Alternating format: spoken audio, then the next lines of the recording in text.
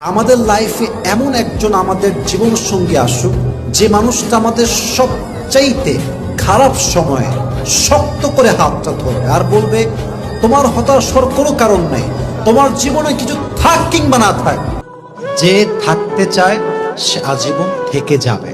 যে কোনো বাহানা দিয়ে হলেও সে থেকে যাবে। গালি দেন, অসম্মান করেন, লাঞ্ছিত করেন, সে থাকবে, কারণ সে থাকতে চায়।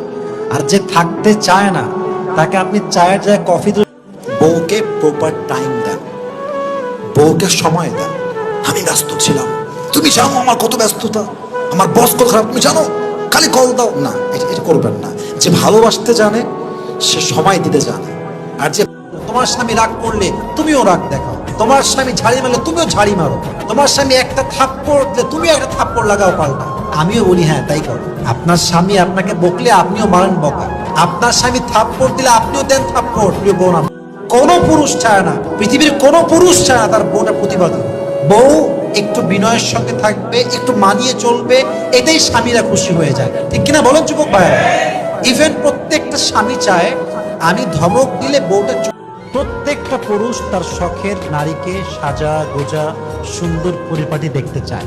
একজন স্ত্রীর উচিত নিজেকে শাড়ি পরে, থ্রি পিস পরে, হালকা মেকআপ করে, লিপস্টিক ইউজ করে যেভাবে পারা যায়। আমরা আমাদের জীবনে সবসময় এমন একজন লাইফ পার্টনার চাই যার চেহারা হবে পুরোটা মায়া দিয়ে ভরা, যার চেহারাই হবে আমাদের সমস্ত ক্লান্তি দূরের কারণ, যাকে দেখলে, যার স্পর্শে গেলে। ভালোবাসা নাই মানে সম্পর্ক টিকবে না। যেখানে ভালোবাসা আছে সম্পর্কে যত ঝগড়া হোক, যত রাগারাগি হোক, এটা টিকে যায়। আর যেখানে ভালোবাসা নাই ওখানে চায়ের জায়গায় কফি আস। আমি তোমাকে পেয়েছি মানে আমি আমার জীবনে সবকিছু পেয়ে গেছি, আর আমি তোমাকে হারিয়েছি মানে আমার জীবনে হারাবার মতো আর কিছুই নাই। ঠিক কিনা বলেন যুবক ভাইরা আপনারা?